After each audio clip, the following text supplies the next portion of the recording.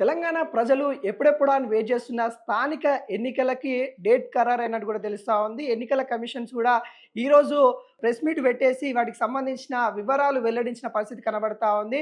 MPTC, ZPTC సంబంధించిన elections 2 దశల్లో ఉండబోతా ఉంది. సర్పంచ్‌కి సంబంధించిన ఎలక్షన్స్ 3 దశల్లో ఉండబోతా ఉన్నాయంటూ క్లియర్ కట్‌గా డేట్‌తో సహా ఇవ్వడం అయితే జరిగింది.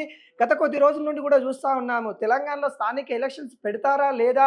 బీసీలకు సంబంధించి 42% అమలు చేస్తారా లేదా అనేది కూడా ఒక ఉత్కంఠ వాతావరణంలో తెలంగాణ గవర్నమెంట్ కీలక నిర్ణయాలు కూడా తీసుకోవడం అయితే జరిగింది. బీసీలకి ఎట్టకేలా 42% రిజర్వేషన్ ఇవ్వడానికి మొగ్గు చూపుతా ఉన్న పరిస్థితి కనబడతా ఉంది. దానిలో భాగంగానే గ్రామాల్లో కూడా వాటికి సంబంధించిన రిజర్వేషన్స్ కూడా ఇవ్వడం అయితే జరిగింది. ముఖ్యంగా ఇక్కడ మహిళలకు కూడా ఏదైతే రిజర్వేషన్స్ ఏవైతే ఉన్నాయో ప్రాతినిధ్యం కనిపిస్తూ ఉంది. వీళ్ళు ఇచ్చిన దాంట్లో ముఖ్యంగా మహిళలను ఫోకస్ చేసినట్టు కూడా కనబడుతుంది. మహిళలకి కొంత అధికారం ఇవ్వాలనే ఆలోచనతో రేవంత్ రెడ్డి సర్కార్ వెళ్తా ఉన్న పరిస్థితి అయితే కనబడతా ఉంది. అదేవిధంగా బీసీలకి కానీ అటు ఏదైతే ఎస్టీ, ఎస్సీలకు కానీ ఆ రిజర్వేషన్స్ ఏవైతే ఉంటాయో వాటిని అమలు చేసే విధంగా ఏదైతే జనాభా పరంగా మీరెంతనో మీకంత అనే విధంగా వెళ్తా ఉన్న పరిస్థితి కనబడతా ఉంది.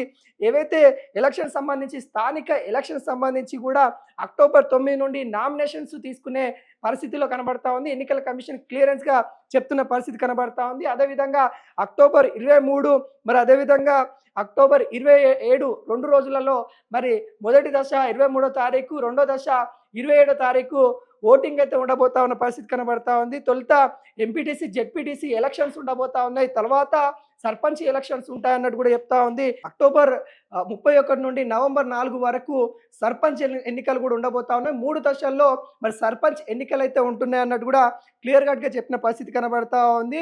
ఏవైతే ఈ ఎంపీటీసీ కావచ్చు, జెడ్పీటీసీ కావచ్చు, ఈ ఎలక్షన్స్లలో కూడా స్థానికంగా బలోపేతం చేసే విధంగా మరి రిజర్వేషన్స్ కానీ లేకుంటే కాంగ్రెస్ గవర్నమెంట్ ఎన్నికల్లో ఏదైతే వాళ్ళు ఇస్తా అన్న రిజర్వేషన్స్ ఏవైతే ఉన్నాయో వాటన్నిటిని కూడా అమలు చేస్తూ ఆచితూచి అడుగులేస్తున్న పరిస్థితి కనబడతా ఉంది. కానీ కొంత రిజర్వేషన్ల పరంగా కూడా గందరగోళం అయితే తెలంగాణలో అయితే కనబడతా ఉంది. ఇటు 42% బీసీలకి రిజర్వేషన్ ఇవ్వడం వల్ల మొత్తం 67%కి రిజర్వేషన్ వస్తూ ఉంది. కాకుంటే కేంద్ర గవర్నమెంట్ కావచ్చు, సుప్రీంకోర్టు కావచ్చు, ఏవైతే 50% కంటే మించకూడదు అనే ఒక రూల్ ఉండడం కూడా కనబడతా ఉంది. కాకుంటే షెడ్యూల్ 9 ప్రకారం కావచ్చు, లేకుంటే కాంగ్రెస్ గవర్నమెంట్ ఒక జీవో తీసుకొచ్చి గవర్నర్ నుండి ఆమోదం తీసుకోవడము ఏదైతే పాసిబుల్ అయ్యే విధంగా వాళ్ళు ముందుకెళ్తున్న పరిస్థితి కనబడతా ఉంది. కానీ వీటన్నిటికి ఏదైతే బీసీలకి 42% రిజర్వేషన్ కల్పించడానికి పైన రెడ్డి జాగృతికి సంబంధించిన వాళ్ళు చాలా మంది అయితే హైకోర్టుకి వెళ్తున్న పరిస్థితి కనబడతా ఉంది. ఈ కోణంలో హైకోర్టు తీర్పు ఇవ్వకుండానే ఇటు ఎన్నికల కమిషన్ డేటు ప్రకటించడం కూడా కొంత ఆందోళన చెందుతున్న పరిస్థితి కనబడతా ఉంది. ఏది ఏమైనా కానీ మరి ఎంపీటీసీ, జెడ్పీటీసీ 2 దశల్లో ఉండబోతా ఉంది. అదేవిధంగా సర్పంచ్ ఎలక్షన్స్ 3 దశల్లో ఎన్నికలైతే ఉంటున్నాయని కూడా తెలుస్తా ఉంది. దీనికి సంబంధించి కూడా అభ్యర్థులను కూడా పార్టీల వైజ్గా ఖరారు చేస్తూ ఉంది. ప్రణాళిక కూడా సిద్ధం చేసుకుంటున్నట్టు కూడా కనబడతా ఉంది. ఇటు బీఆర్ఎస్ కావచ్చు, కాంగ్రెస్ కావచ్చు, అటు బీజేపీ కావచ్చు, స్థానికంగా ఎవరైతే ఇండిపెండెంట్గా నిలబడాలనుకునే వాళ్ళు కావచ్చు, వారి యొక్క ప్రణాళిక సిద్ధం చేసుకొని ముందుకెళ్తున్న పరిస్థితి కనబడతా ఉంది.